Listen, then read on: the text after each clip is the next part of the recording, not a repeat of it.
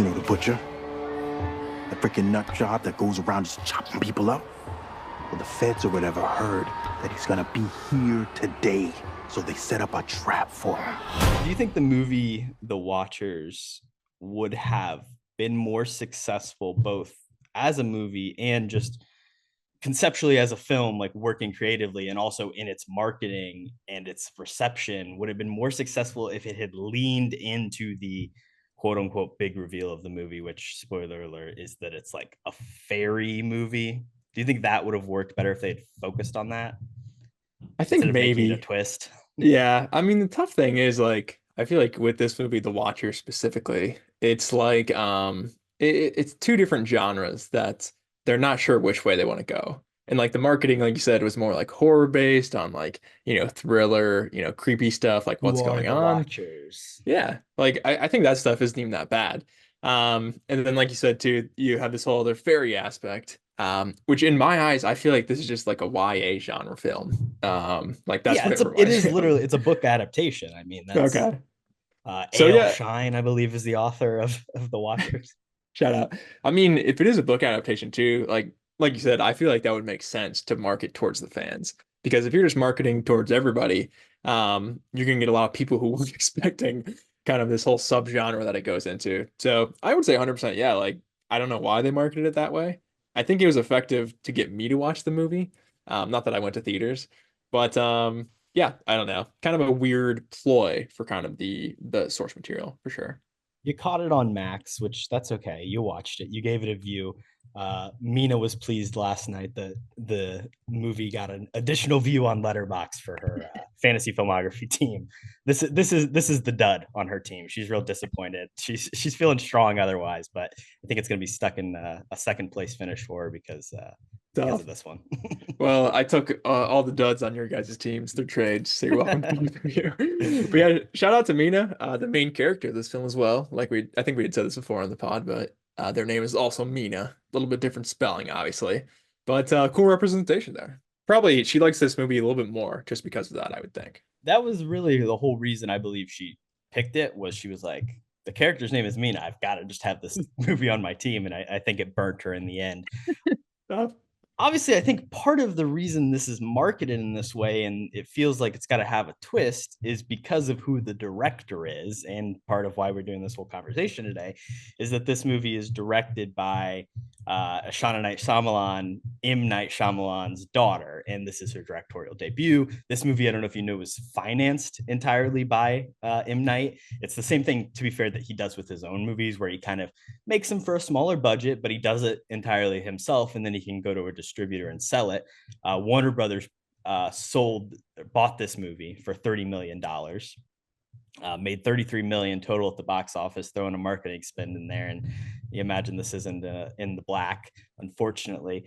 But like you said, it's a YA type adaptation that probably 5-6 years ago maybe would have been more successful if the marketing was different. Would have been more successful. Mina's really into some fairy books. It's very big, like the A Court of Rose and Thorns. That whole like genre of stuff is very big in fiction right now.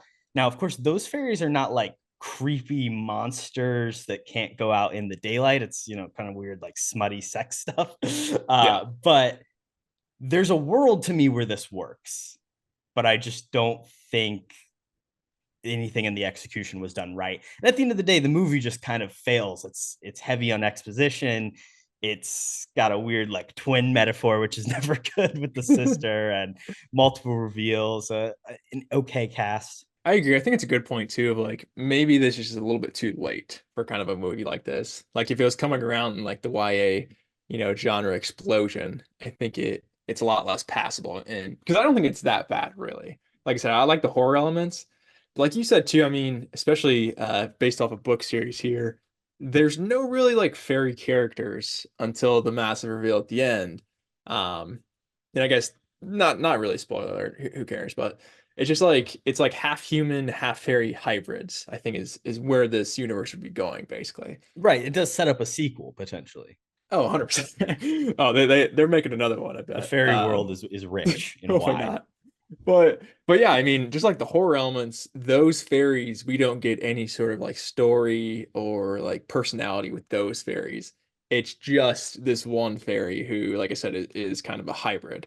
So I feel like if they included a bit more of the hybrid just throughout the story, because I think that is a lot more interesting of like what's their perspective and who are they. We just don't get that, which I feel like just makes it so much boring. And like I said, that it causes just like big exposition dumps, which I hate. Yeah, I mean the whole movie is essentially like what's going on, and then she like goes and reads this professor's like notes, and she's like, oh, it all makes sense. There was a fairy war and blah blah. Like, all right, let's tone Yeah. it down a little bit. Yeah, I agree. And the nepotism stuff too. I mean, I don't know. It's like I don't hate the idea of kind of giving your daughters a go at this, especially if you have confidence in them, which I'm sure M. Night does. But I feel like maybe he's just like sticking his hand into it too much. Like if you're gonna give her kind of the resources and stuff, don't make yourself like an executive producer. Like don't fund it yourself. Like I feel like you're just You gonna want have too big of an more imprint. push out on her own. Go, you Yeah. got this. Like M. Night's done his thing, he's an okay director. We'll talk about another flick of his here in a second. I'm not a massive fan. But hey, I mean his daughter, like he has good creative ideas. So that's something I think that could be passed on through lineage. But I think unfortunately too, like shitty dialogue was passed on just from I father saw to your daughter. letterbox review said that. Yeah. Yeah, I had to bring that up.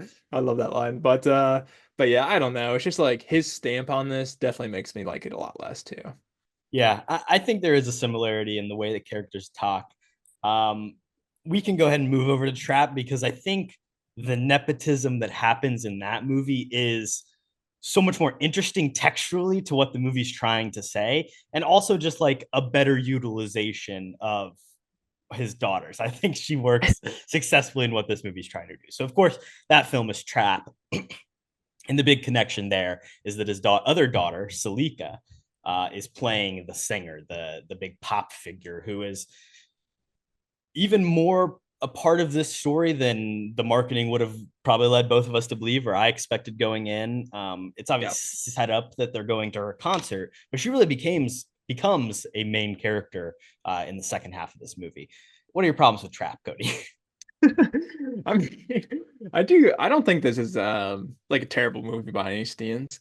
For M. Night, it's hard because again, I think he does premises really well. And like the first This is a half great hour to, premise movie. yeah, the first half hour to hour, I was definitely entertained with this flick. I think Josh Hartnett is, on the rise. We've talked about the renaissance that he's having recently. And I do like him a lot in this, especially like his chemistry with his daughter, which I feel like was just like super believable, which is kind of the only thing you need off the bat for that role. And then of course too, he has this darker side, which maybe we'll get into in a second. But I do like him like trying to get out of the concert, him trying to come up with like, creative ways to distract, obviously the cops who have the whole place, caged off in a sense.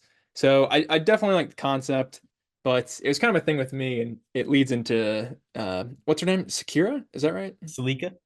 Salika, I'm sorry. Shakira? I'm sorry, Salika. Yeah, you just remind me of Shakira, so I might just call you that.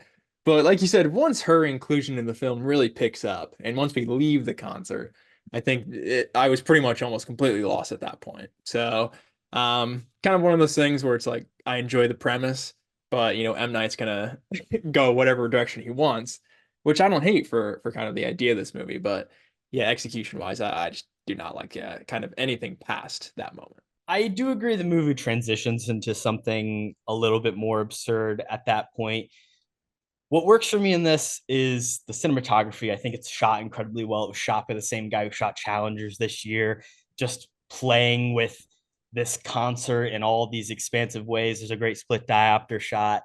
And then Josh Hartnett is just right in tune with what Shyamalan is trying to do. He understands this character and this exact genre and tone that this movie should be living in and executes it perfectly. Obviously, Hartnett, a guy who, gained fame early on, was kind of a teen heartthrob, and then disappeared for few years, had a family, wasn't in a lot of movies, and then has made a comeback. Was in Oppenheimer last year, was appearing in Guy Ritchie movies for a few years, and now here he is leading a film that Warner Brothers is releasing. M. Night Shyamalan directed, and I think he's great in it. I think he's phenomenal as this butcher character.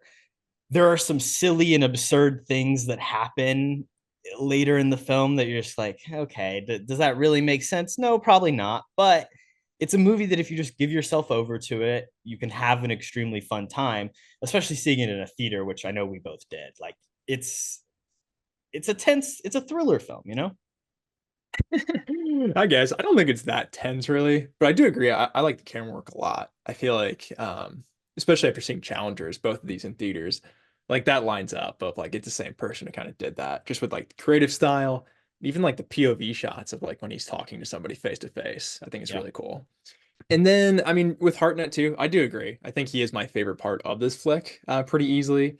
But like I said, I mean, once we get to like the craziness, I think it's maybe more of like the character of the butcher that I don't love everything with that, and kind of the way that they get out of the concert too, which is kind of the thing that I was most excited to see.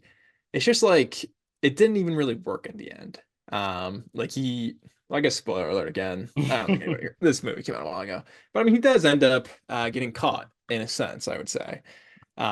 Which again, it's kind of ruined at the very end. Just stupid stuff. But it's kind of just like, oh, this guy's plan wasn't that good. He did end up getting caught. It's also the thing over and over of like, oh, he's about to get caught, and then he's gonna find some, impossible way to get out. I think that happens like 2 or 3 times at the end too. So I don't know, kind of just like repetition in the story and Shyamalan not finding his footing, kind of at the end of the movie, which I feel like does happen a ton. But yeah, kind of just like the entire third act, I guess I hate. But Hartnett's great. I love that guy. I want him in a lot more stuff, honestly.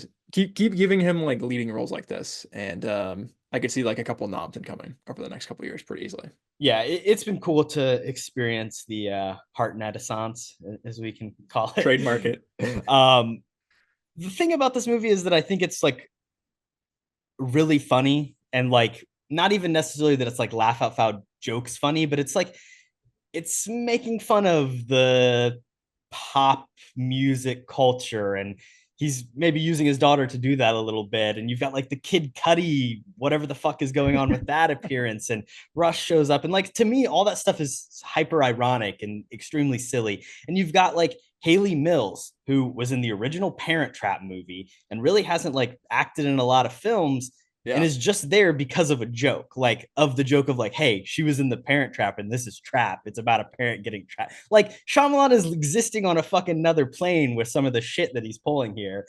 Shout out to Midsize Sedan in the film Old. Aaron Pierre having a great resurgence himself with the film Red Ridge that's out now. But I just think everything here is extremely smart and extremely witty. And it's also a huge commentary on like fatherhood. And that's what I find really interesting is like you've got this movie about a guy written by a guy who has 3 daughters that he wants to be successful, and this is a serial killer father who's trying to make his daughter happy, but also like live out his creative dreams of obviously murdering people. And there's all this layered stuff there. And of course, also Shyamalan is shooting this movie with love and attention for his own daughter, who's performing in a central role.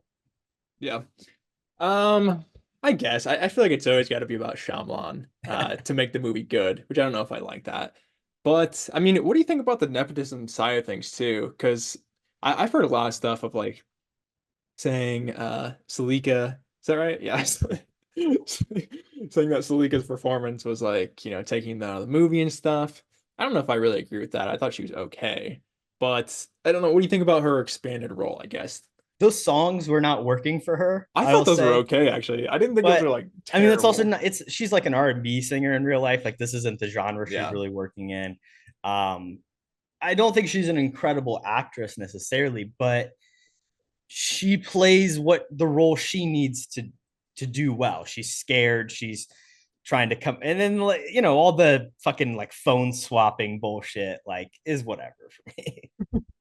No, I agree. I just don't know. Like, I feel like her as just the pop star at the concert, like I'm fine with that. But I feel like once we bring her into like the actual fold of the story, it's kind of like I don't love that aspect of it. And Yeah, nepotism, I think, does play a big part in that too. Like, oh, she's got to be in the entirety of the movie if we're gonna do this.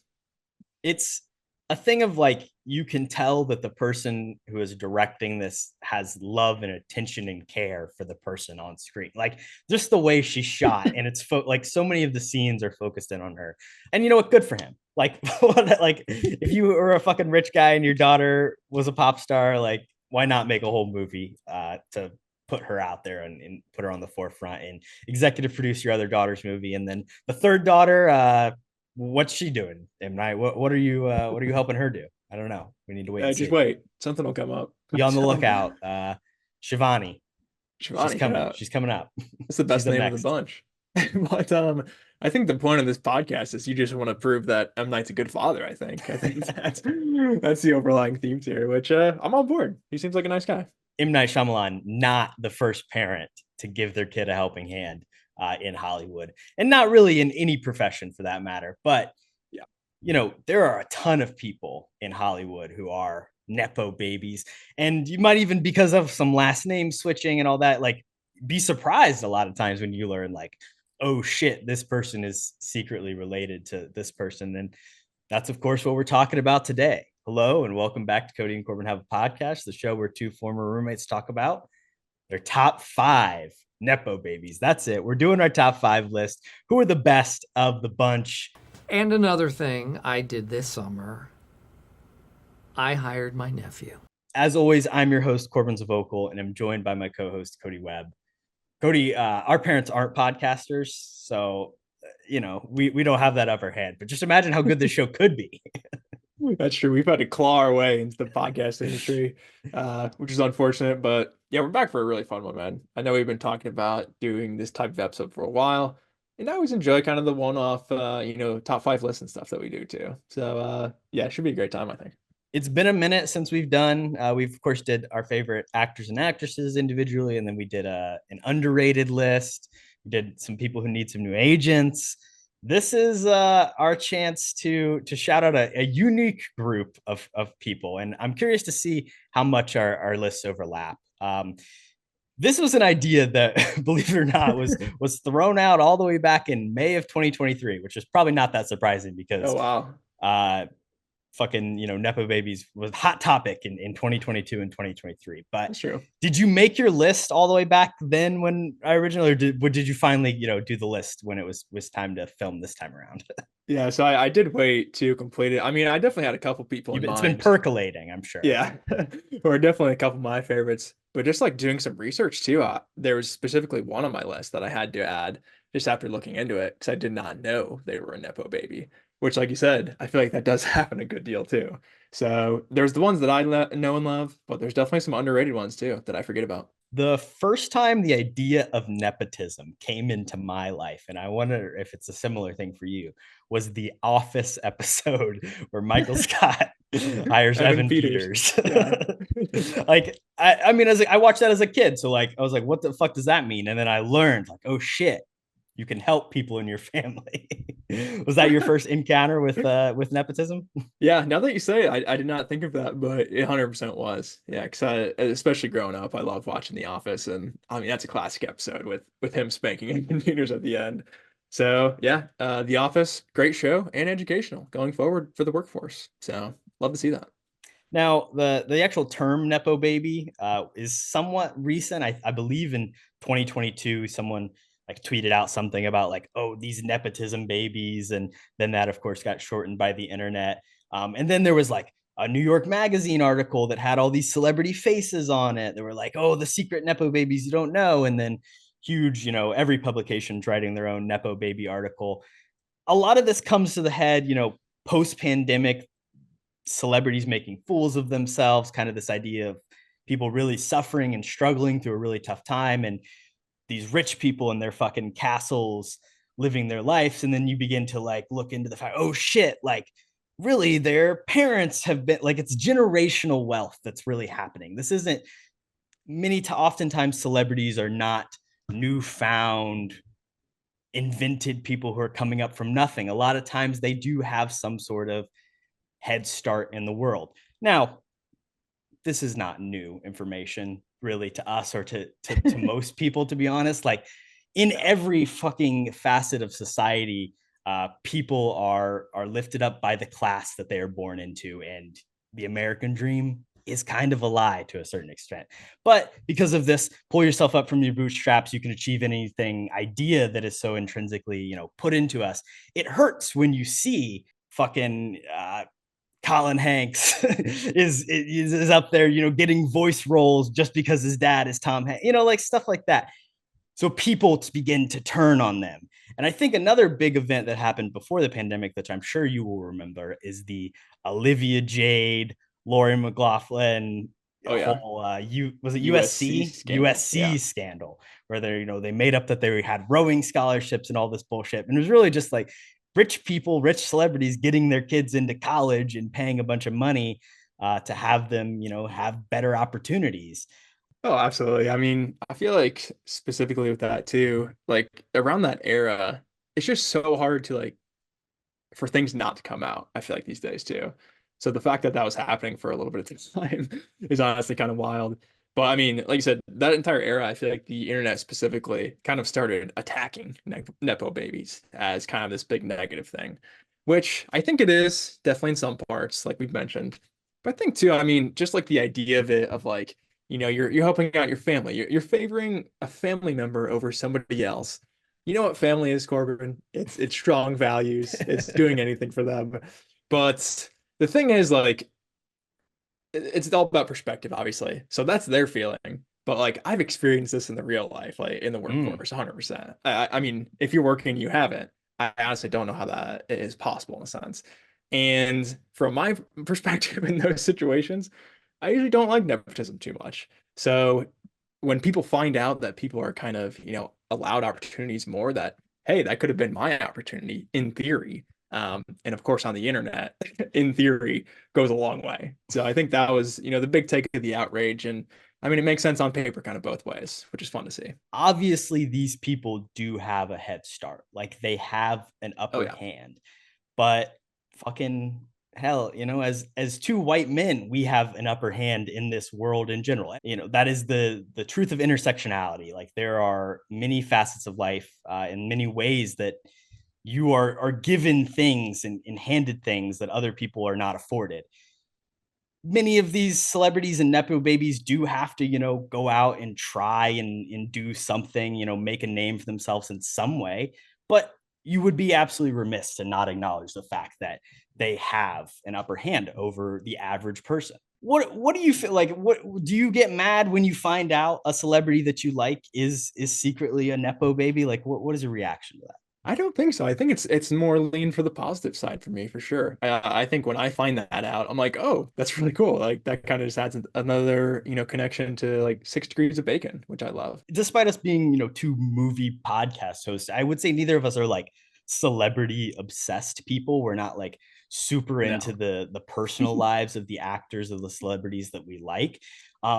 But I think for people who are more interested in that gossip side of things, it can be something that's more appealing. There is something of like Hollywood is this club and this generational like interconnected things. And it's cool when you see like Michael Douglas and like all these guys who's like this is generations of Hollywood. You can watch their parents, Philip Seymour Hoffman and Cooper Hoffman. Like it's so cool to kind of see like the actors living out through the shoes of their parents and kind of being reflective, people who have passed away.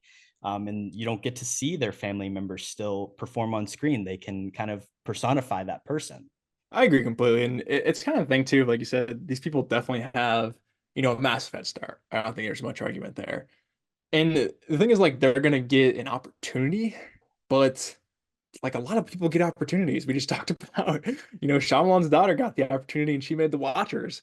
So it's kind of just what you do with it. And I think the people on my list all did something with it that I really, really enjoyed because they're really, really talented. And yeah, they did get, I'm sure, tons and tons of opportunities of reasons why that is. But sometimes it is the way it is, and we can't do much to change it, which I feel like is a good quote for the country and the world in general. But yeah, I kind of like Nepo babies. I'm gonna stand up and say I'm a fan. So shout out to them. I don't like rich people just in general. So that's my big takeaway here. So like I don't really give a shit either way. 2022 was deemed the year of the Nepo baby, but we waited, and 2024 is the year of the Nepo baby. Let me throw a couple things at you, Cody. The Shyamalan sisters, of course, with the double feature of The Watchers and Trap. The Piano Lesson, which is a movie on my fantasy filmography team. That film, executive produced by, yes, Denzel Washington, but it stars his son, John David Washington, and is directed by his other son, Malcolm Washington. Big nepotism movie there. The film Saturday Night, which is this big, what happened on the first night of Saturday Night Live. You know who that's directed by? Jason Reitman, son of Ivan Reitman, esteemed director of course, the original Ghostbuster films. And of course, we've got Ghostbusters, Afterlife, all that bullshit. Frozen Empire. We don't need to get in that. On top of that, we just got a Thunderbolts trailer coming 2025. Wyatt Russell, he's a big Nepo baby. Forgot about him. Also, I forgot even to mention in Saturday Night Live is Cooper Hoffman, who is the son of Philip Seymour Hoffman, giving a performance. And then, of course, Zoe Kravitz with the directorial debut in Blink Twice. Hopefully, I didn't spoil anybody on your list there, Cody. But big year for Nepo babies. Big year for top 5 lists. And there may have been a couple of inklings in there of a couple of my people coming up, but no big spoilers. So shout out 2024 though. A fun year, I think, all around, and a great one for nepotism. Well, I say it's time we talk about our top 5 babies, top 5 Nepo babies. And before we do that, let's take a quick commercial break. Thanks for listening to the episode. You can follow the rest of our happenings over here at Kody and Korbin Have a Podcast on Instagram, Twitter, and TikTok at KHAP Podcasts, KHAPODCAST. Please follow us on Spotify, give us a rating, subscribe to our YouTube channel, and follow along for more. And we're back. All right, Cody, I'll let you go first. Who's your number 5? Ooh, okay. And I want to preface off the bat too, because I am interested to see who is on your list for sure. But my kind of idea thinking behind it, I stayed like fairly young-ish. So I was going for kind of for the real babies. Yeah, I went for the baby name here of on the younger side. So I won't have anybody too old on this list. And it's kind of like up-and-comers that I really like what I've seen so far, or I just really like them in general. But anyways, my number 5, the first Nepo baby I want to talk about today, kind of a little bit of what I was foreshadowing earlier. This one, I went and did some more research. And when I came upon this bloke, I could not believe my eyes of who he was. And it is Mason Gooding, which... Oh, yeah. If you do not... Yeah, so if you do not know who that is, he is in the reboot of Scream. That has 2 films that have come out here in the past few years. And he's also in Booksmart, which is a movie I really we've covered on the pod. Yeah. Wow.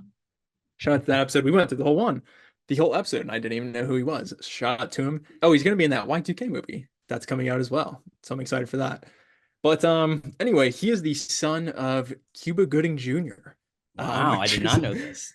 Yeah, he is, of course, a famously acclaimed actor. I believe he does have an Oscar as well for his role in Jerry Maguire, which is a good one, I would say. Show Me the Money, iconic, nonetheless.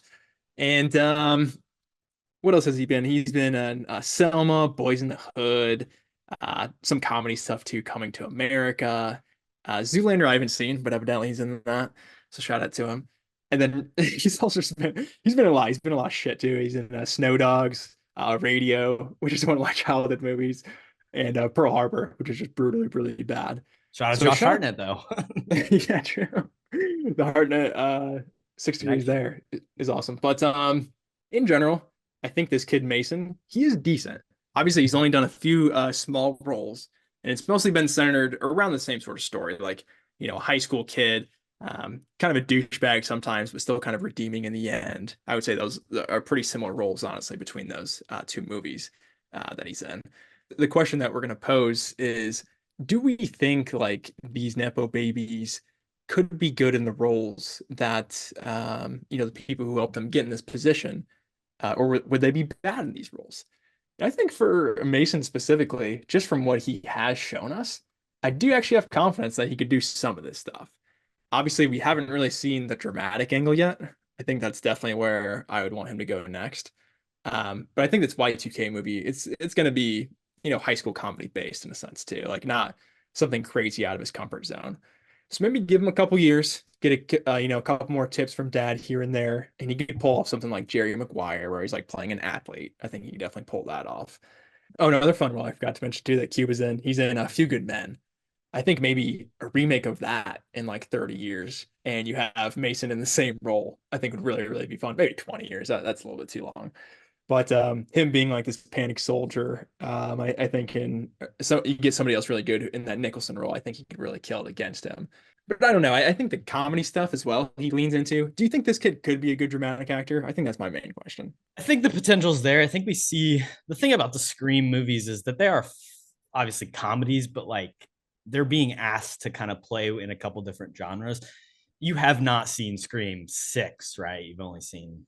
Correct, he does get more to do in the next one. I'll give him that. Love that. I'm a little out on the future of Scream just because of their handling of the Melissa Barrera stuff, but like I'm excited to see what his character and potentially could do in the future. I had no idea that he was Cuba's son, so that is the first reveal. I don't know if I'll get you with any of mine surprises here, but I can definitely see it now. Boys in the Hood is a favorite of mine from Cuba, and yeah, I think this kid, he's got the chance to do something more dramatic for sure. I agree too. Like I think Cuba, his dramatic stuff that he's good in, he's like really, really good in. So I don't know if he'll ever get to that point or if he would be as good in like Boys in the Hood specifically.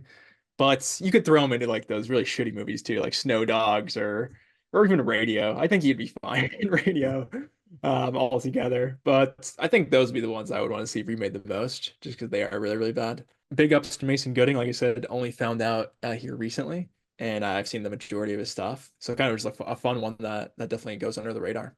One episode of Star Trek Picard. You familiar with that? Oh, really? Okay. Well, he's probably in there somewhere, but I don't remember him. Stardust City Rag was the episode. Played a character named Gabriel Huang. Season 2? I only remember season 3. Everything else before that is just horrifically bad. Season 1, episode 5. Yeah, there you go. Nope, not gonna. Came out. Shut up, Picard. God, Picard's such a bad show. But also, if you want more thoughts on him, but I'd love to hear your number 5. My number 5. I did a mix of some older cats and some younger guys, and this is a classic.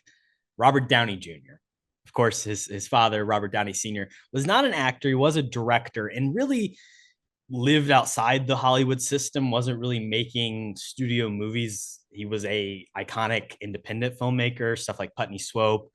He gave Robert Downey Jr. his very first film role when he was a kid in this movie about dogs in a pound.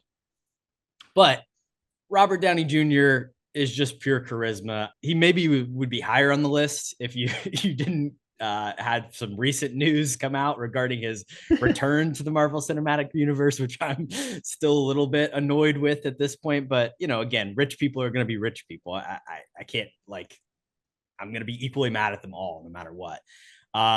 He's going to get paid $1 billion to appear in that. I mean, that contract is insane. Whatever. But he's just pure charisma at every single moment. I'm so glad that he did get his Oppenheimer chance to show that he still could be an actor. I'm disappointed to see that we're not going to get more of those types of roles moving forward. I wish we were going to be okay, now Robert Downey Jr. is just going to be the character actor, the supporting guy who is great in fucking new Nolan movie and a new Jordan Peele movie, like whoever the filmmaker is going to utilize this guy to come in. And maybe we're not going to get that, unfortunately, but he is incredible as a person and as a movie star. He is embodying just pure, this guy understood what it took to be a celebrity because he was at least raised by somebody making films. He understood what it was like to live and breathe on a movie set. He obviously also was kind of cursed by his father and the fact that he was just around a bunch of dudes smoking marijuana and they'd pass it over to him when he was 6 years old. And then, he obviously had a very tough life of dealing with drug and alcohol abuse. His father did as well.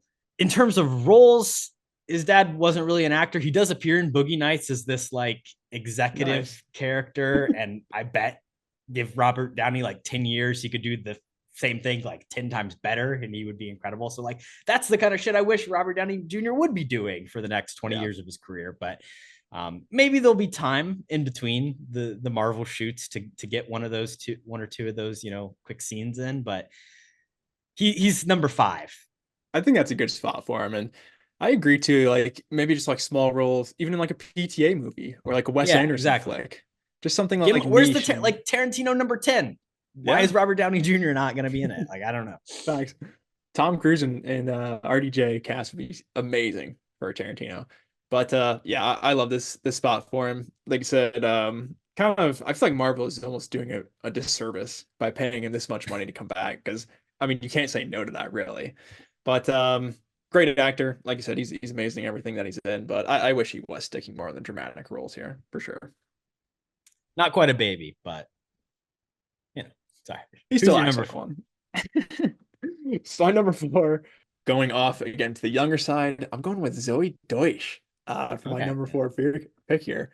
And if you don't know Zoe Deutsch, she's in some stuff. She's still, not in a ton of starring things.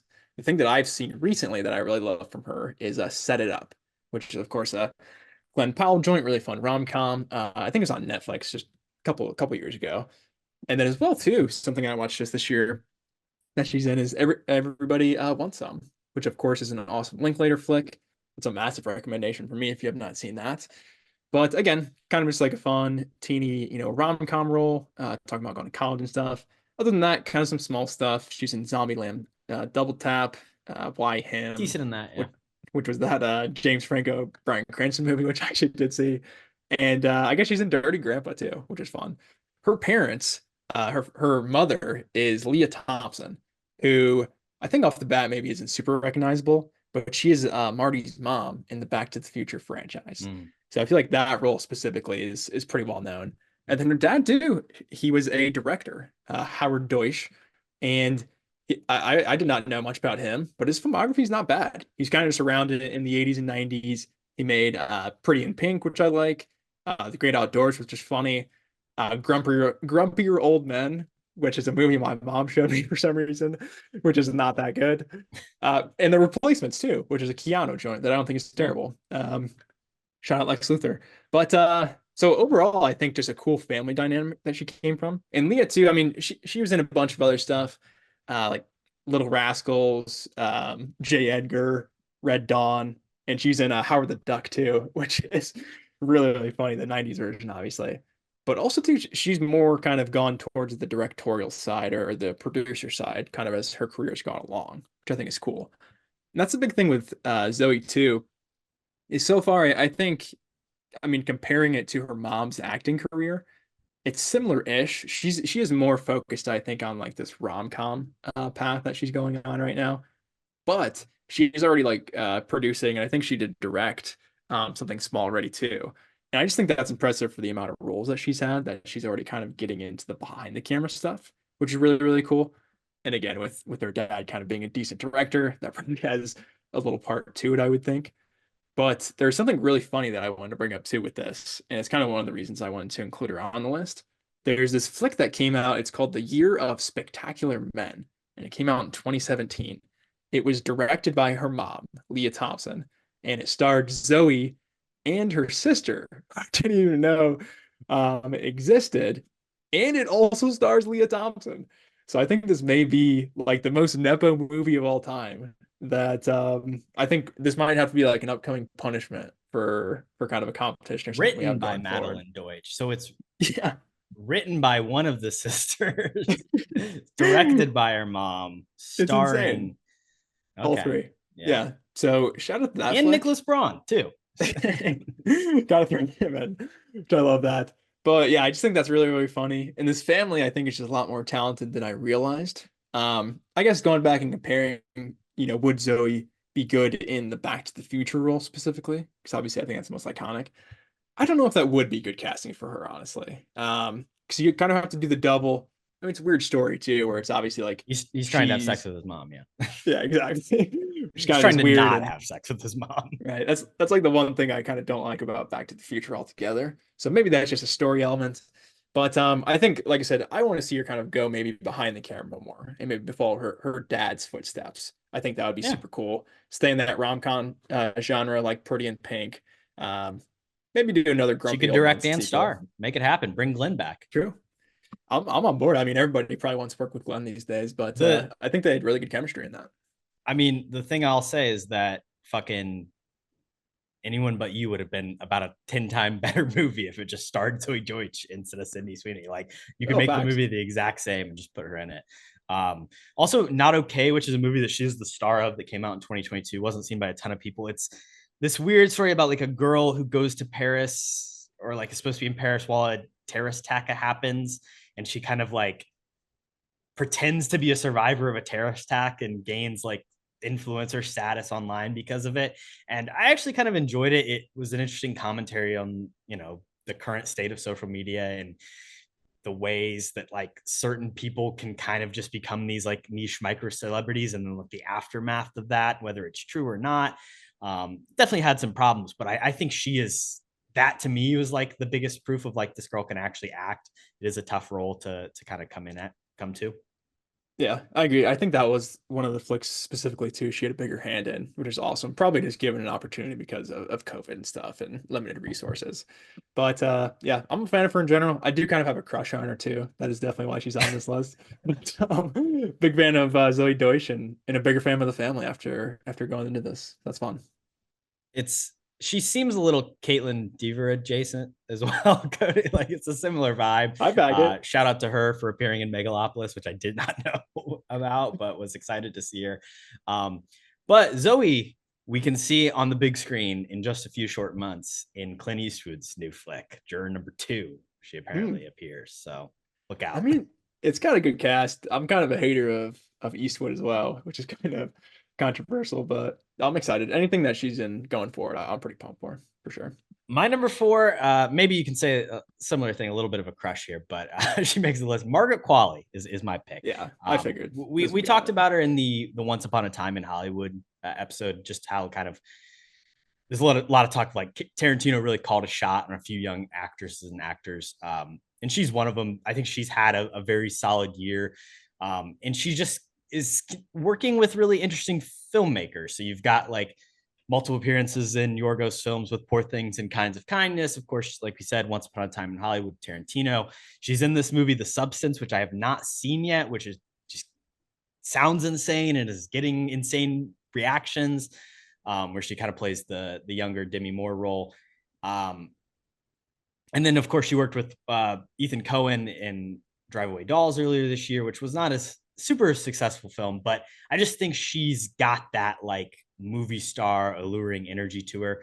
Of course, she is the daughter of Andy McDowell, who you may not be super familiar with. I admittedly haven't seen a ton of her films, but the big performance that I know is, of course, Groundhog Day, where she plays the love interest for Bill Murray in that. I think Margaret Qualley in Groundhog Day would work well. Like put Margaret Qualley in a time movie where you're stuck, give me Margaret Qualley in Palm Springs. Like, I don't know. There is an interesting thing of she wasn't raised in Hollywood. She, I think, like grew up in Montana and Virginia some. So like there was a conscious choice to kind of like pull her out of the limelight, which I think is interesting. But now, of course, she's just, showing up in movies left and right. And I'm excited to see more of what she's doing. Yeah, I definitely figured this was going to be on your list, just because I feel like she is kind of an obvious one, but still a really good one at the same time. Yeah. I did leave her off just because I haven't seen some of her more recent stuff this year, like you're saying, which I do want to check out. But yeah, she's awesome. Obviously, go check out our Once Upon a Time in Hollywood episode, and we definitely talk about her. But I mean, like you said, it's such like a young career for her too. Like this is a perfect person on my list as well, I think, either way. So definitely a great choice. And yeah, I definitely have a crush on her too. She's in a Claire Denis movie, Stars at Noon, which I don't love. I saw it at New York Film Festival 2 years ago, but I think she's really great. And she's playing opposite Joe Alwyn. Shout out to the Swifties. And then Sanctuary, where she's across Christopher Abbott. She's crazy in that movie. I would recommend that one for you, Kody. And then who's your number 3? My number 3, it is somebody that you name dropped earlier. This is probably the most obvious person I think I have on my list.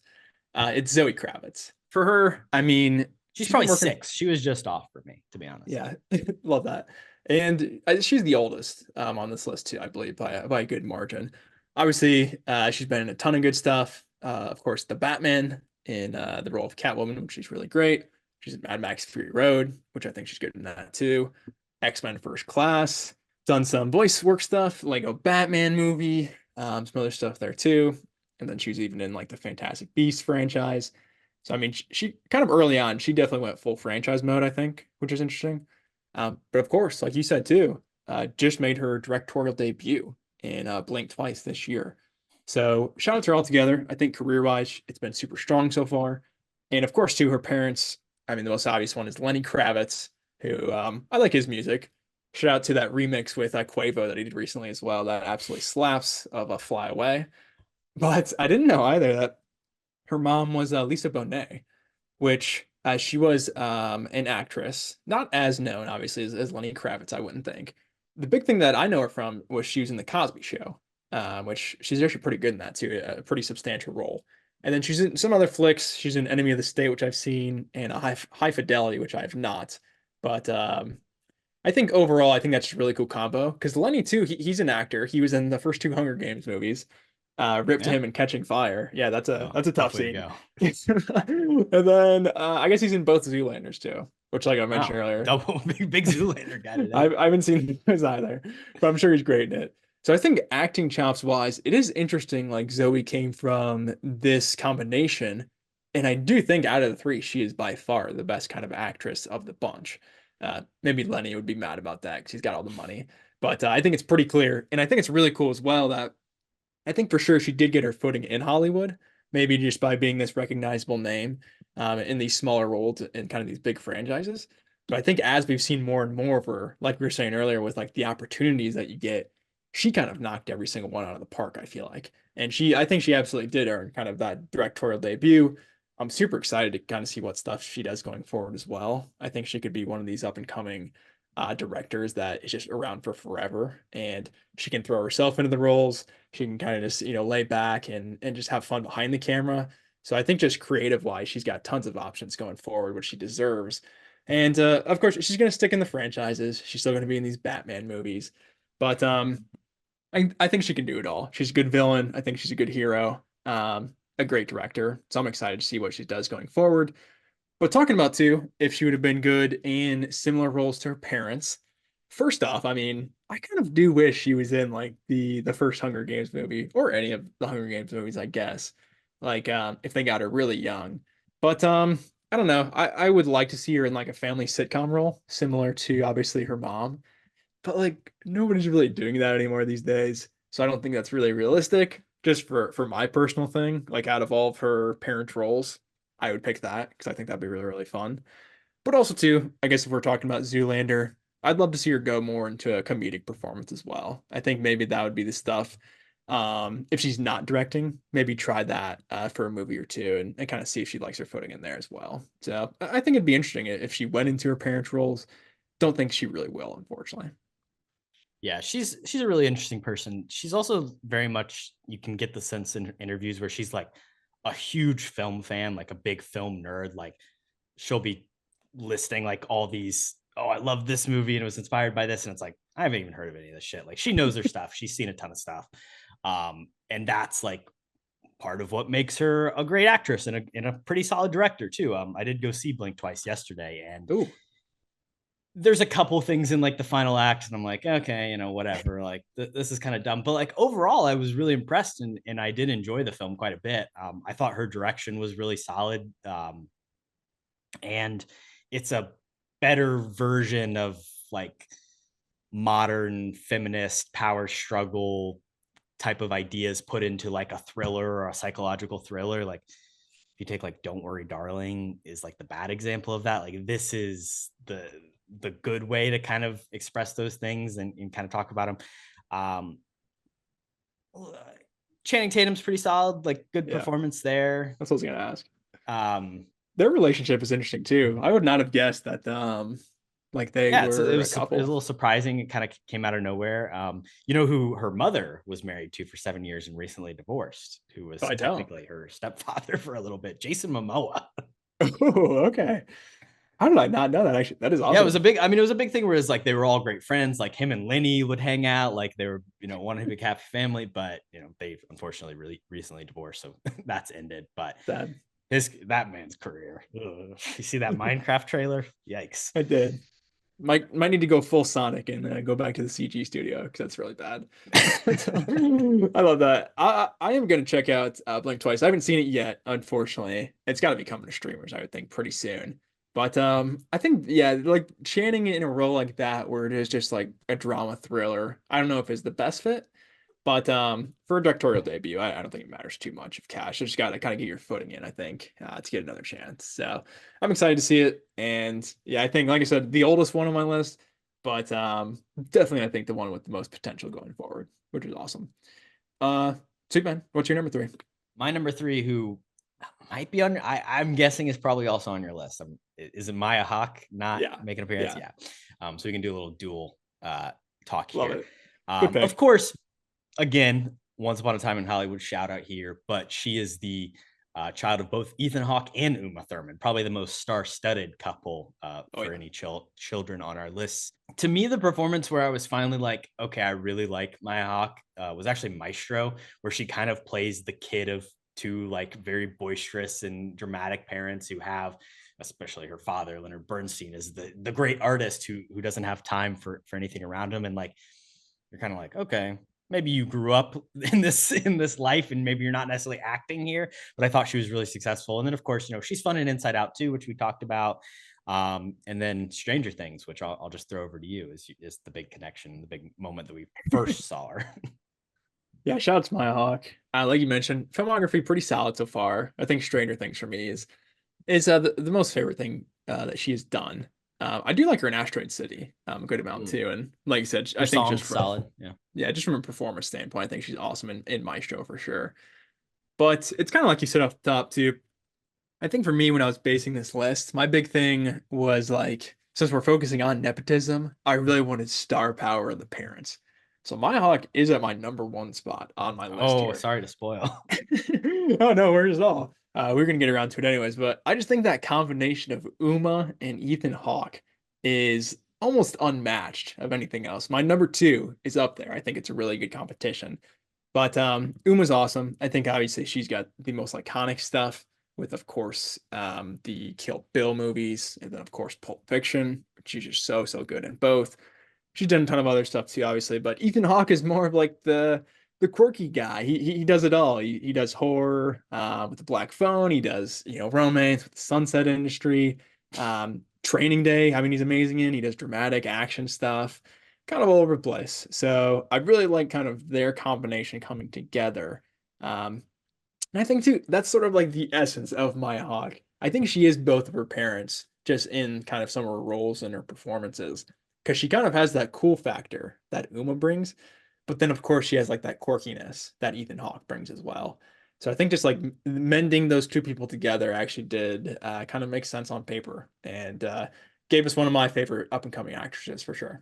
I will say she's probably the person who on this list who has most benefited by the fact like her name is Hawke.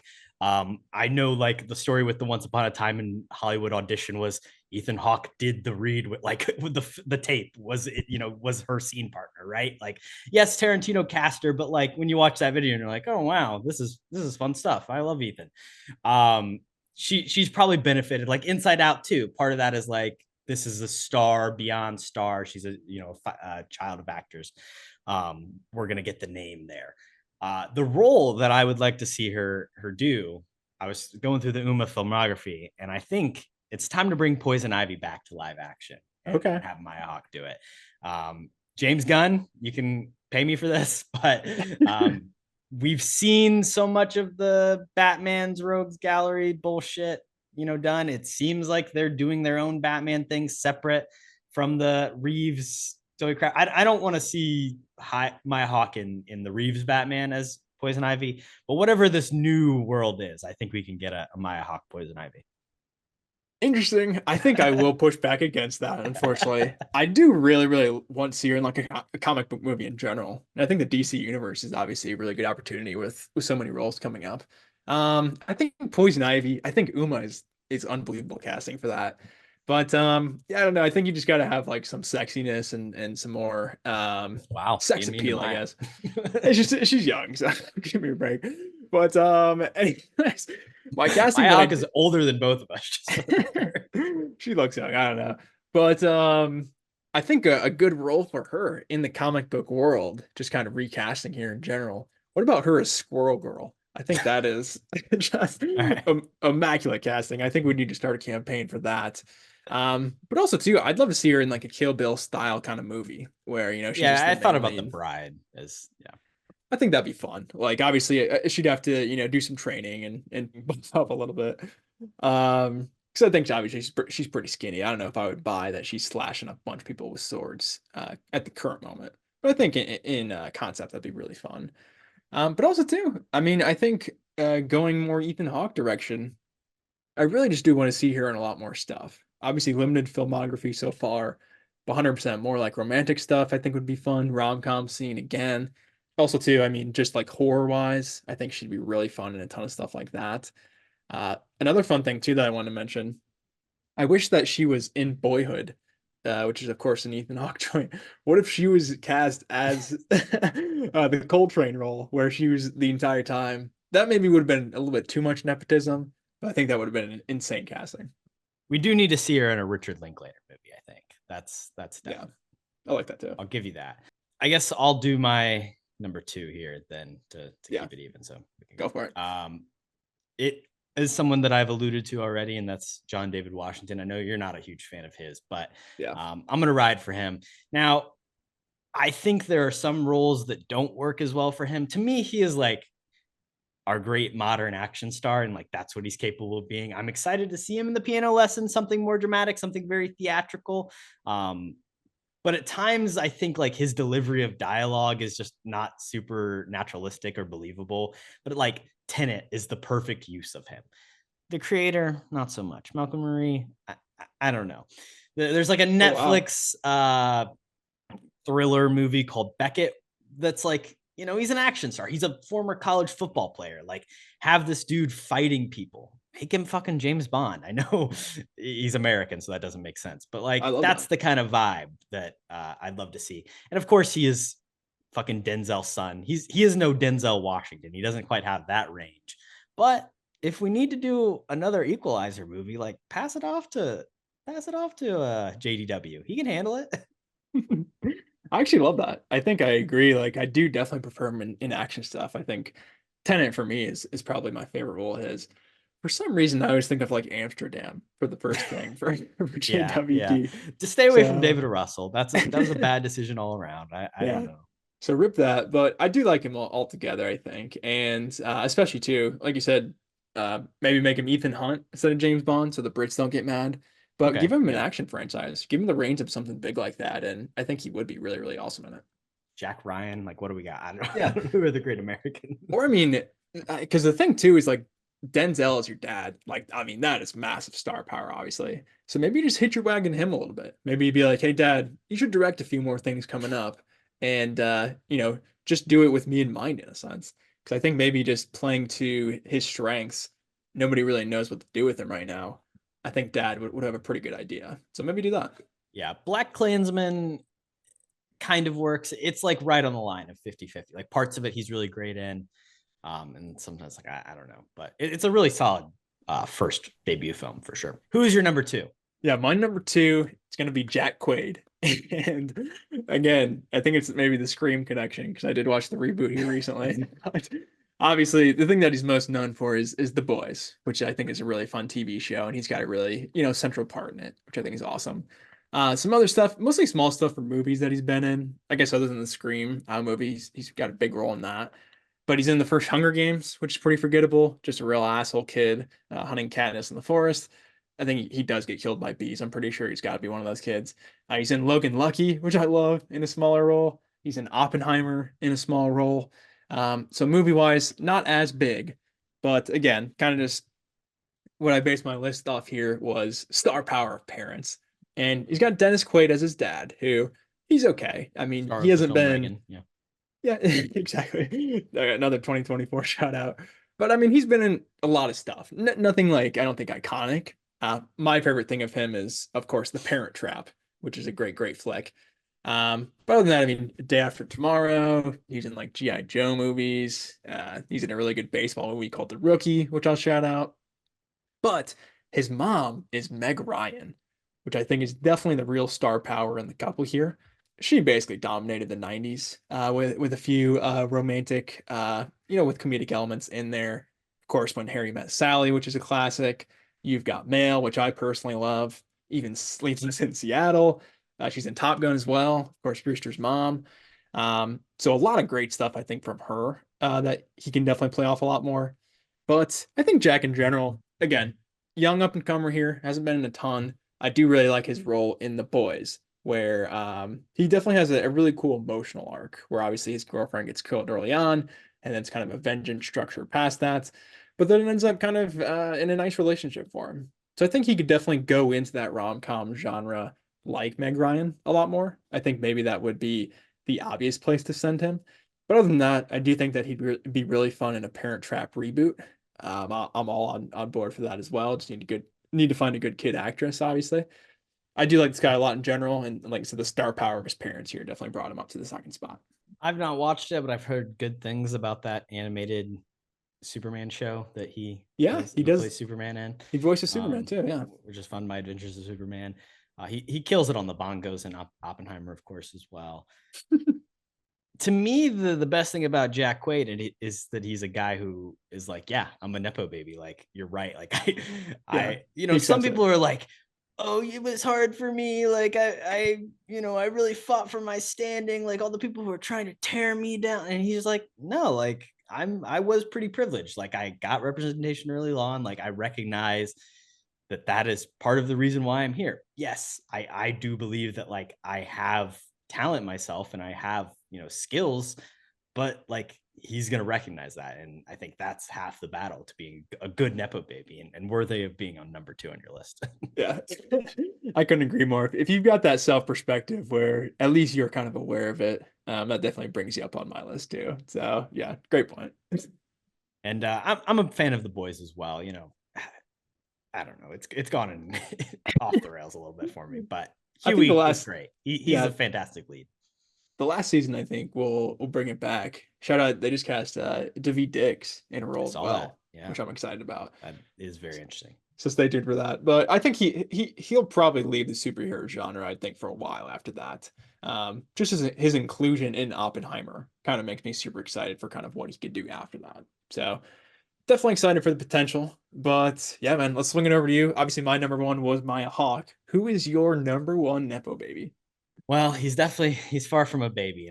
It's Nicolas Cage. And of course, Nicolas Cage changed his name because he was Nicolas Cage Coppola. He is a member of the Coppola family. I believe he is the nephew of Francis, so cousins with Sophia and Roman, the 2 directors that we were alluding to earlier. But Nicolas Cage is just great because he isn't my favorite actor, but like he's always trying something. He's always got a take on every single character and role that he is performing. It's not always a good take, but like he's giving it an effort and he's going to try something. And I can always appreciate that. Also, like there is range of like really incredible, great, like Oscar worthy work in there. And then you've got like the fun shit that we talk about, like National Treasure in Book of Secrets. Like the fucking range on this guy is incredible. Yeah. I'm not backing completely. No, obviously we are very pro Nick Cage on this podcast. Check out our National Treasure episode. I do want to do the Book of Secrets episode as well coming out. So maybe shout out to that. But like you said, I think commitment is the massive thing with Nick Cage. You are always going to get that. You kind of know exactly what you're going to get, which is kind of pedal to the metal, which I love and something that everybody in Hollywood should take notes from. And like I said, his body of work is kind of unmatched. He will literally do anything with anybody. I think a point early on in his career as well, he was, desperate enough to do that. But I think even still these days, he's just that fun. If he finds something a bit more quirky and a bit more out there that maybe people aren't interested in, he's always kind of want to, have his foot in that, which I think is really, really cool. Yeah, I mean, you've also just got like the legend of who Nick Cage is that creates movies like The Unbearable Weight of Massive Talent, which he plays himself. It's fun stuff. Obviously, Francis Ford is an iconic director. I was like, hey, what movie could we put Nick Cage in? He did direct Bram Stoker's Dracula. Nick Cage has played Dracula, but it was kind of in a weird comedy Renfield, which did not work. Let's have Nick Cage play like legit Dracula. I think that'd be really good. And then also, I was like, why isn't he in Megalopolis? Like, what are we doing? Jason Schwartzman, who is also related to the Coppola family, gets to have like a basically a lineless role in Megalopolis. He's always there, but he doesn't talk much. And I was like, you know what? He should play the Adam Driver role. But Nick Cage is the lead of this movie. Yeah, I mean, I feel like that would make sense. Maybe that was the first choice, and this is the first time he was like, "Yeah, it's a bit too out there for me." But I think that Dracula pick's good. Shout out Renfield as well, which is on my Cage-tober. Shout out to Cage-tober as well. But I do agree. I think with Cage specifically here, like I would be down for any of Coppola's movie just for him to show up in. I think Apocalypse Now in that setting would be fun. Even like The Godfather 3, since it's dog shit, just throw him in anyways, and You let could him take have the fun. Sophia role. Yeah, can't do it any worse, I guess. But I haven't seen Godfather 3, but shout out to Sophia. Sophia should have made the list. I think she's an honorary mention for me. She's not on my list, but she deserves it. She's awesome. Yeah, I don't really love any of those movies that much, to be honest. That's fair.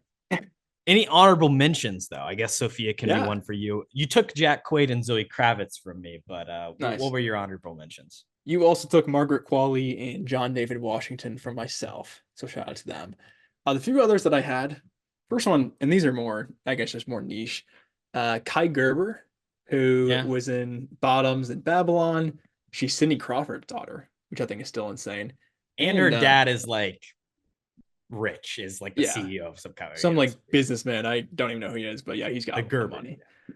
Yeah, and it was kind of like the David Dobrik connection too, just funny with Gerber and then Olivia Jade. Yeah, the whatever Full House family, yeah, which is just stupid internet stuff.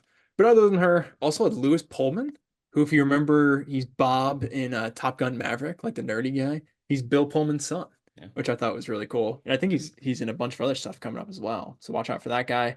I also had Jaden Smith down, Yeah. purely for more of his early career. But if he stuck with movies more, I think he'd be on my list. And then lastly, too, I did have the Gyllenhaals, Jake and Maggie Gyllenhaal.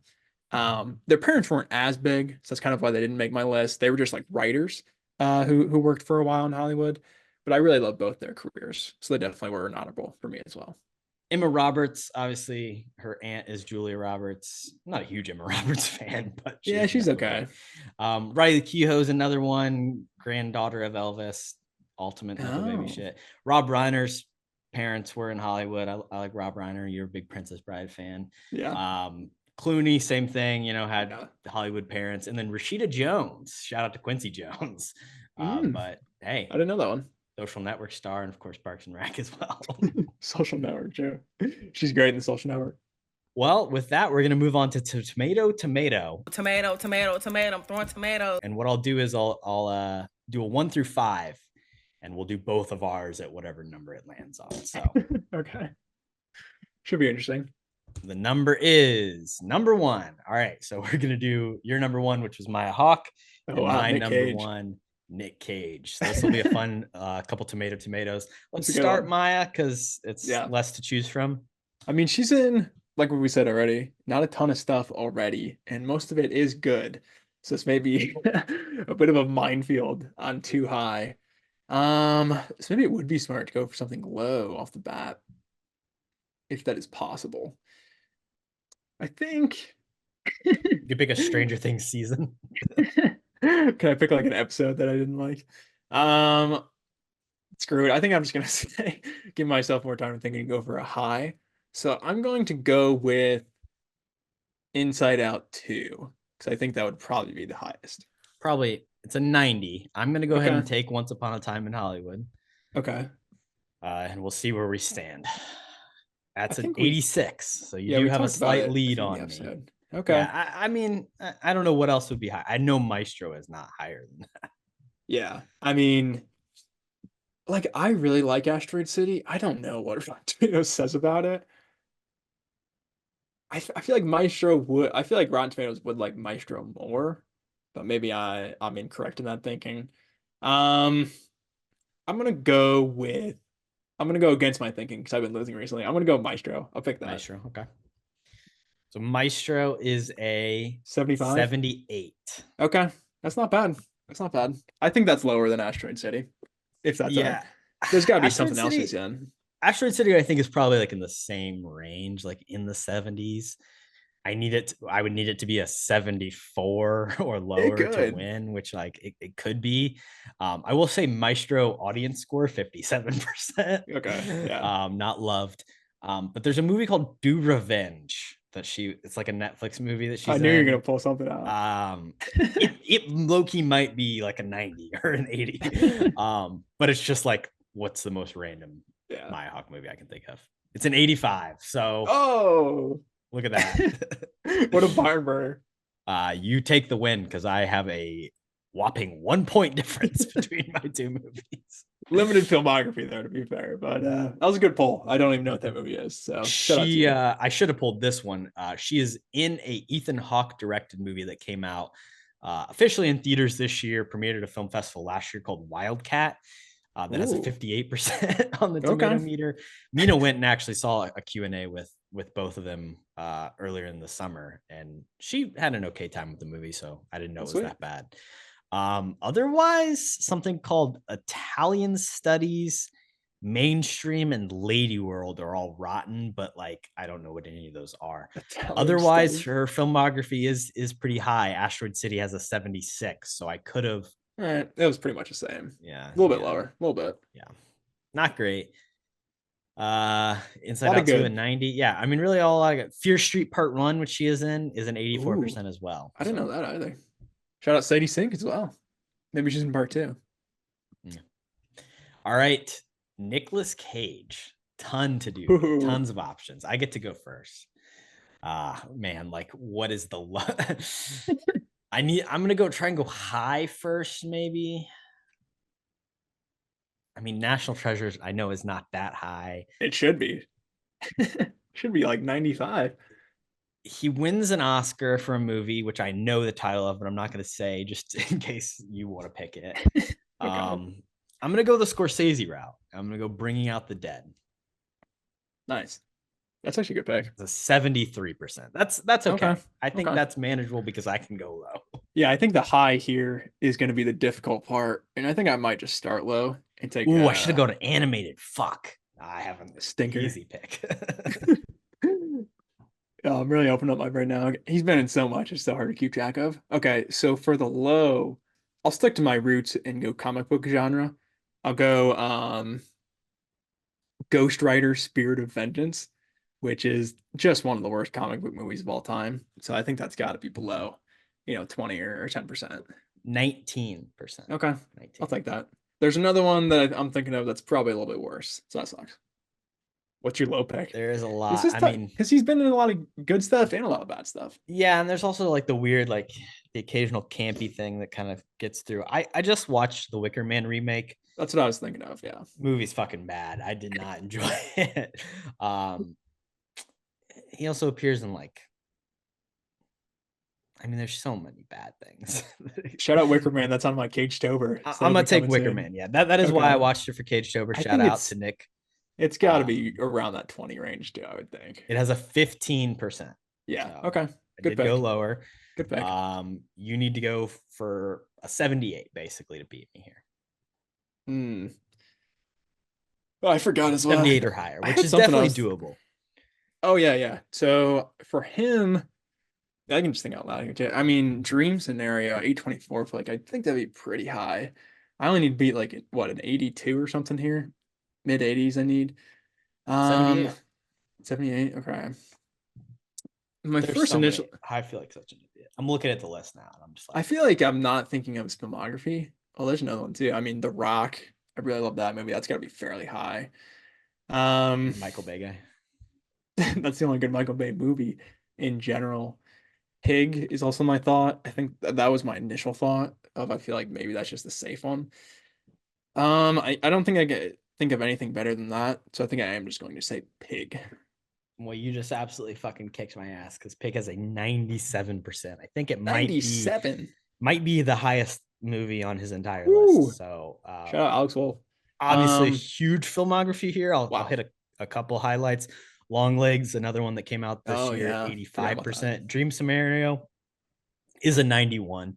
Wow. Okay. If you had taken The Rock, you would have lost because that's a Really? 67%. Come on, Rotten Tomatoes. Renfield, we mentioned that 58%. Okay. Um, What about anything Book of you want to Secrets? hear? Yeah, I was gonna say National Treasures are It's probably 70, 60. That might be Uh, rotten, actually. National Treasure, Book of Secrets, 36%. Yeah. The first one, a 46. What So, the bunch of haters. fuck you, Rotten Tomatoes? Unbelievable. He wins What for about Face Off? Leaving Las Vegas, which is a 91%. Nice. I did not think Face about that. Off is a 60? 93% as well. Face Off's a 93%? Yeah. Adaptation Oh my. movie you watched semi recently, a Oh my 90%. God. I forgot about that. That was the one I should have said for sure. Wow. Raising Arizona, which is probably my favorite Nick Cage movie, 91%. Cohen. A lot of good. Definitely a lot of good stuff. Yeah. I really flubbed that. This is two bad performances. I can't believe I missed adaptation. So we're even.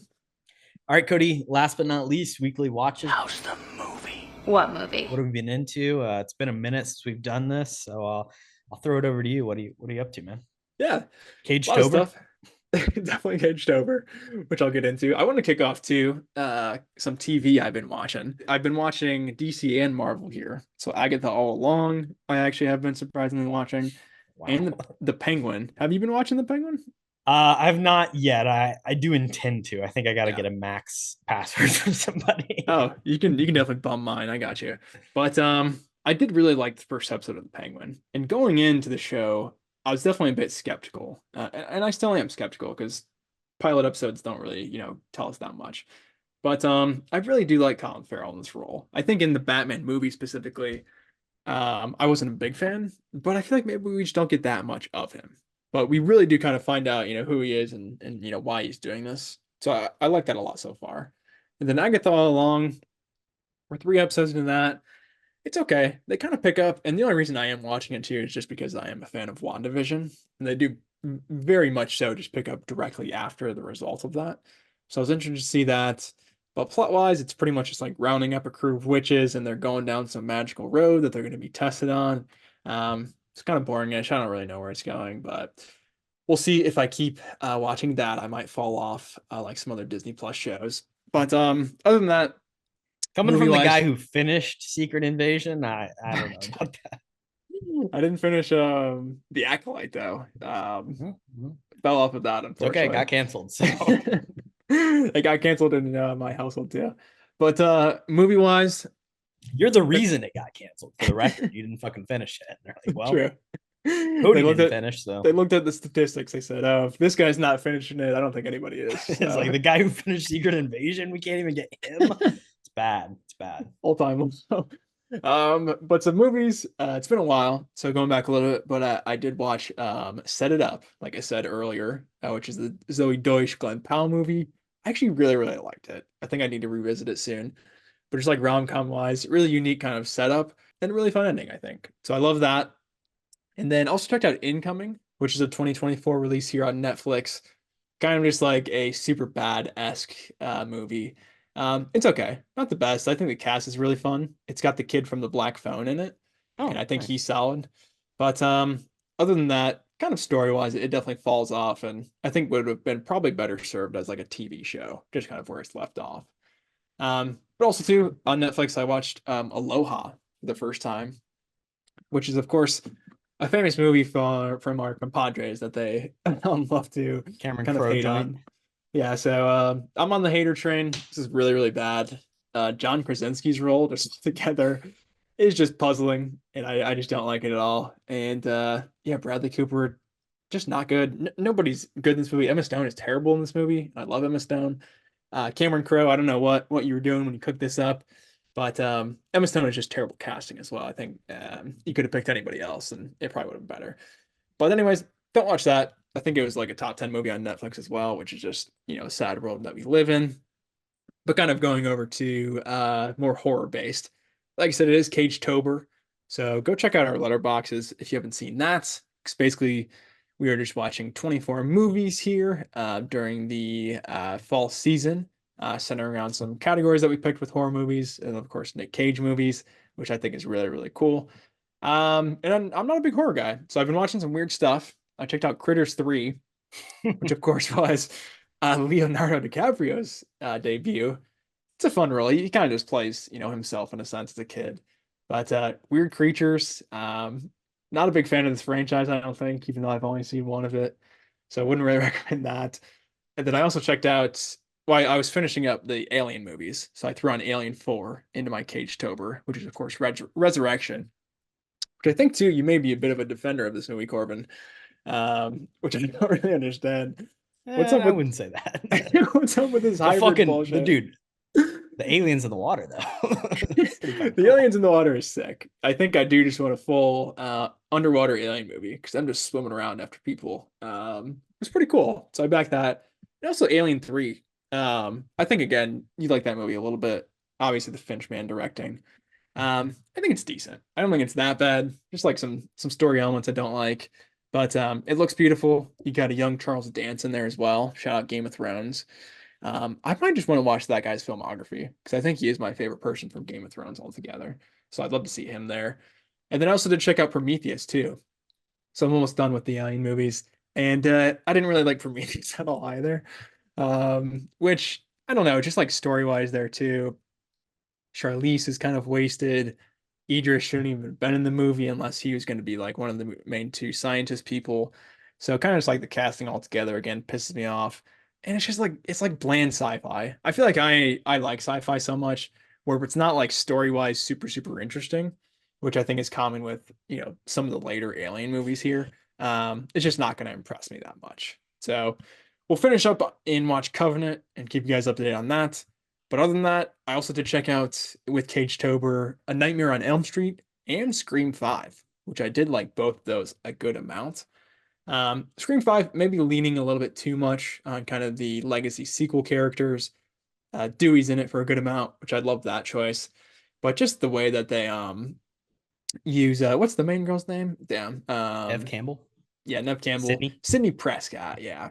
I do like these Scream movies, but the way that they use her in this one, I don't really love. And it feels like she's not back for Scream 6, so you might like it more. I'm kind of excited because you get to focus on kind of these rebooted characters, which the main girl, acting-wise, not the best, but Jenna Ortega is awesome. So I'm excited to watch this next one. And Nightmare on Elm Street, that was my biggest surprise. I actually really, really did enjoy this movie. Category-wise, it was Johnny Depp's film debut, which he's okay in it. I mean, he's just kind of a douchebag boyfriend role. And it's really funny because he keeps falling asleep while he's supposed to be like on watch, making sure this girl doesn't die in her dreams. And he does it like 3 or 4 times. So maybe he's secretly helping out Freddy. But I think really like the cinematography surrounding Freddy, there's a really great bathroom sequence that just Wes Craven knows horror. And like I said, I mean, Scream, I think he does awesome with. And I'm going to watch some more of the movies he directed in this franchise as well, because I do just like him in general. But yeah, that's my spiel. What are some of your recs here, Ben? Been a little slowed down with movies. Honestly, more slowed with just fucking logging them. I've got a whole list that I got to throw on Letterboxd. I was going to say, you've been slacking on Letterboxd. But I have been on the Cage-tober binge a little bit. So the 2 main ones that I watched first were It Follows and Ghosts of Mars. It Follows, very stylistically interesting. Really love the cinematography. There's a ton of shots where it's like the camera will be stationary and then spin around 360 degrees. And obviously the whole point of the movie is that like at any point the thing could be creeping up behind you and you're kind of like drawn into the image and you're really like staring at every corner and like, oh, is this person that's walking secretly the thing? But it really just has like a very weak third act that takes place in a big public swimming pool that I just think is like terrible character decisions that make no sense whatsoever and like completely pulls me out of the movie. Also, Micah Monroe, I had watched Long Legs and I was kind of like, it was the first movie I'd ever seen her in. And I was like, is this just her acting? Like, is this what the character is supposed to be? Or is she always like this? And then I watch It Follows and it's just very blank, a lot of her acting. It's very just like letting everything happen to her and not really responding extremely well to any of it. So I'm not sure if I'm a huge fan of her as an actress. Ghost of Mars, really strange late John Crazy. Carpenter movie, starring Ice Cube. And basically it's like the future, Mars is a matriarchy run by women.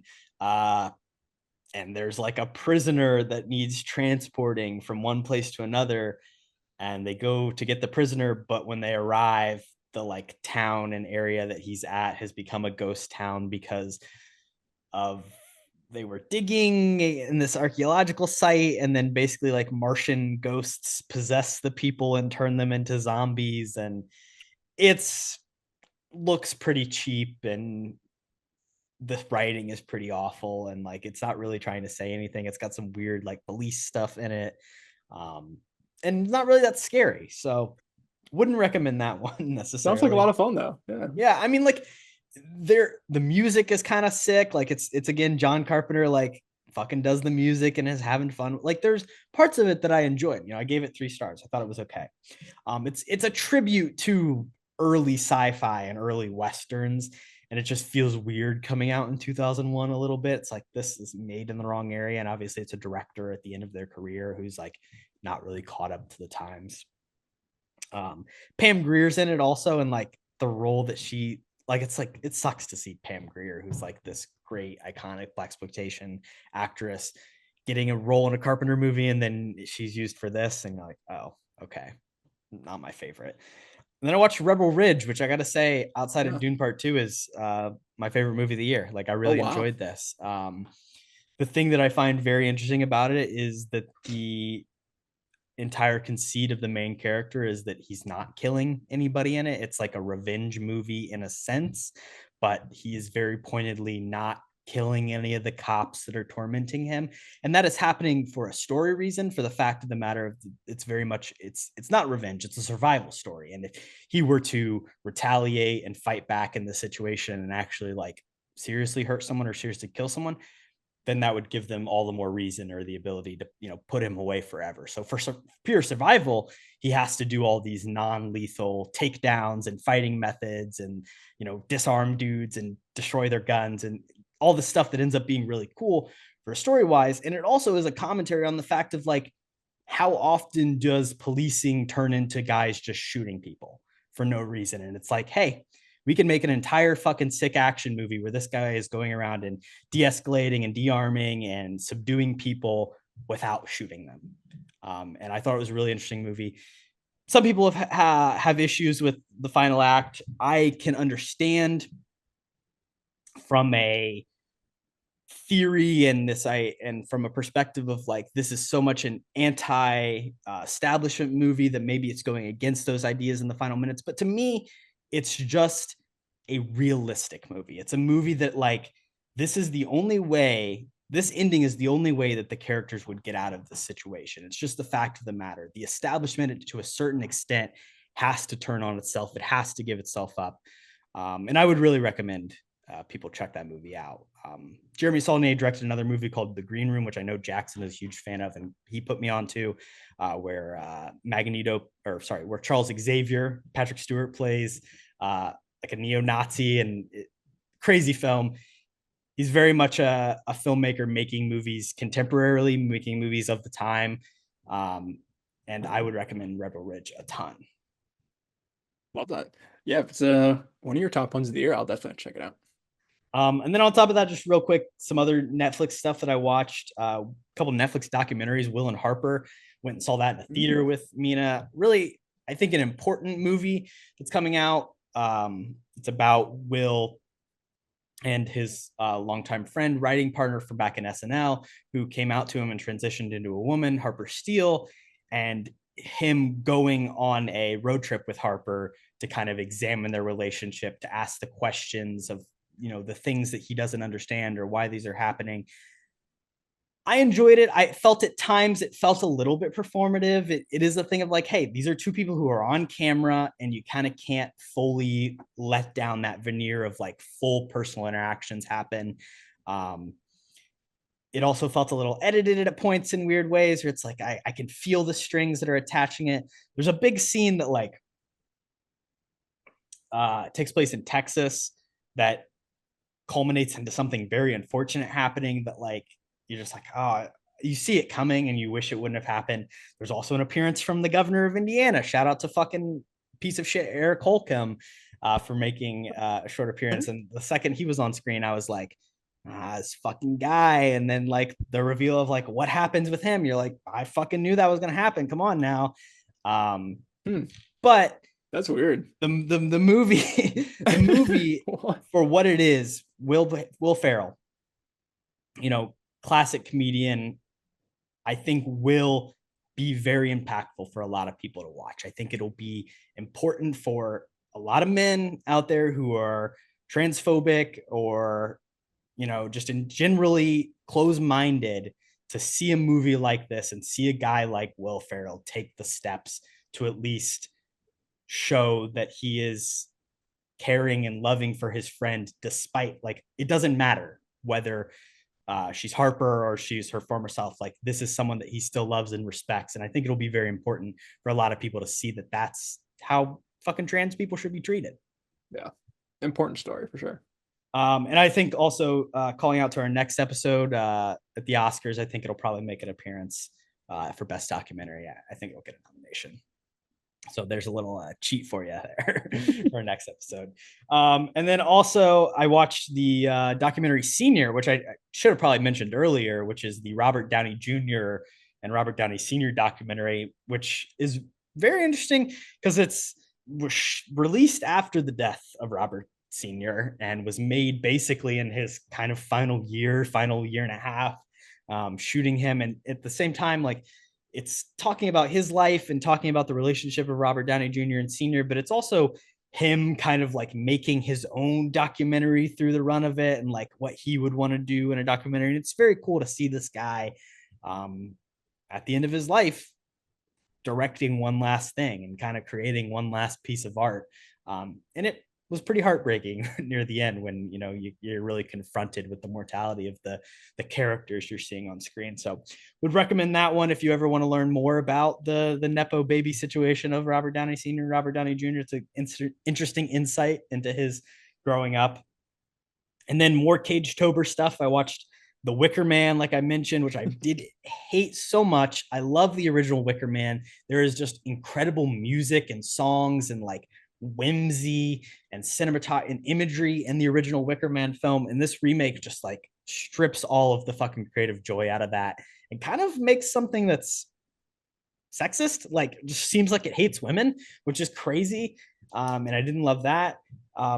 Then I also watched Texas Chainsaw Massacre, which is just fucking gnarly, dude. Like the original Texas Chainsaw Massacre is insane. It is just gross shit.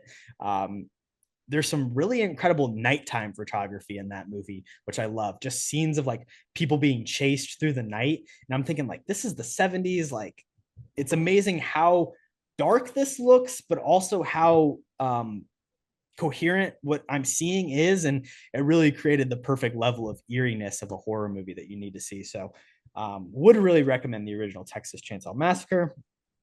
And then I've also been on a little bit of a Batman kick, where I watched the original 1960 whatever Batman Adam West movie. That movie is fun in the way that it's just like a joke a minute. Like there's visual gags, the characters are doing funny stuff, they're saying funny stuff. Cesar Romero's Joker is obviously like this iconic boisterous performance, but like you get the Penguin, you get the Cat, you get Catwoman, you get the Riddler. You get all these characters kind of coming together to fight Batman all at once. It's whatever, you know, like the action is fine. It's whatever.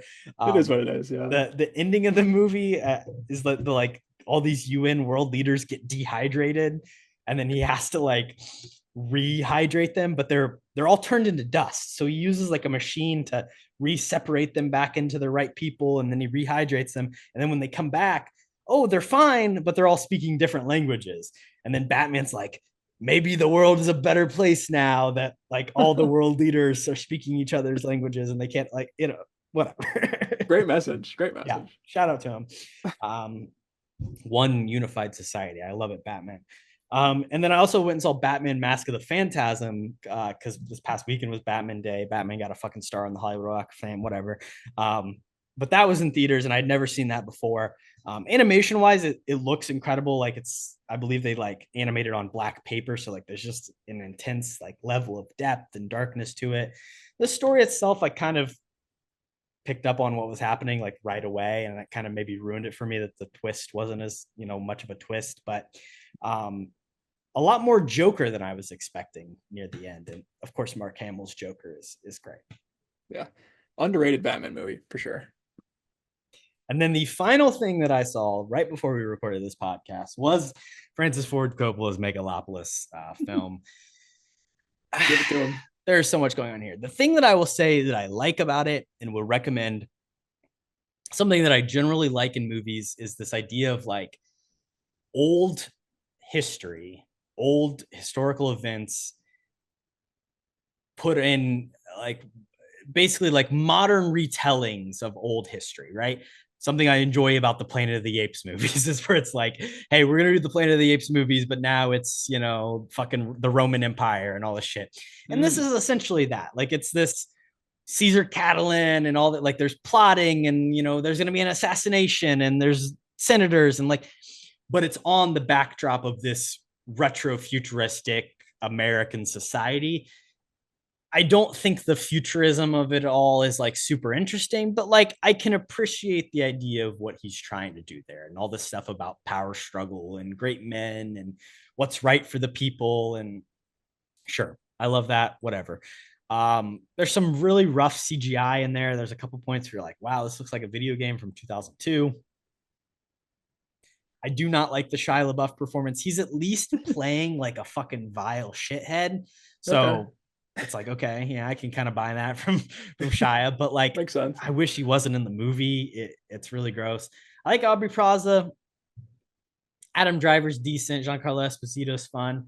Lawrence Fishburne is just there to fucking have a great voice. And you know what? He has an incredible voice. So there's a reason you cast him. It's a good cast. I mean, but overall, it doesn't quite land, and it isn't the great American fable masterpiece that everyone was hoping it would be. It's just all right. It is sad for such a highly acclaimed director's passion project, but he's at the end of his career. I say let him do whatever he wants, but that cast is awesome, so I'll definitely see it. I think I'll probably dislike it more than you, but we'll see. Francis Ford Coppola's wife passed away somewhat recently, and honestly I think it was after the production of this movie, but it is very interesting. It is a movie about a man grappling with the death of his wife and the loss of his wife to a lot of extents, and it is kind of like this weird metatextual thing that I imagine was very hard for him in finishing this film. Adam Driver is haunted by his dead wife. Very Nolan in that way. True. I was gonna say, it sounds like a Nolan film. I don't know. It's an insane film. It's an insane film. And then when I walked out of it, I was like, oh, there's Aubrey Plaza standing outside the theater. And I was like, what the fuck is going on? What a Friday. That's sick. That was probably the best part of the yeah, that was definitely the highlight of the day was seeing her film her Kim's Underground video. So, love that. I'm jealous. Shout out Aubrey. Come on the pod. Shout out to the Alamo Draft House. Well, Kody, this has been she's not a Nepo baby, for the record. True. But this has been our top 5 Nepo baby episode. And any final thoughts on Nepo babies? No, I think it's a really fun episode. Like I said, I think I'm a Nepo baby stan, in a sense. So if there's any haters out there, let us know. We'd love to hear your opinion. But yeah, this has been an episode a long time coming, and I think it was a fun one for sure. Yeah, maybe our kids will be the Nepo baby podcasters. We can pass it on to them. For a better future. An easy gateway for sure. Thank you guys for listening to this episode. And next week we're talking Oscar nominations. So get ready. It's that time of the year. Get hype. Stay capping. Peace. Peace. What you just said is one of the most insanely idiotic things I have ever heard. At no point in your rambling, incoherent response were you even close to anything that could be considered a rational thought. Everyone in this room is now dumber for having listened to it.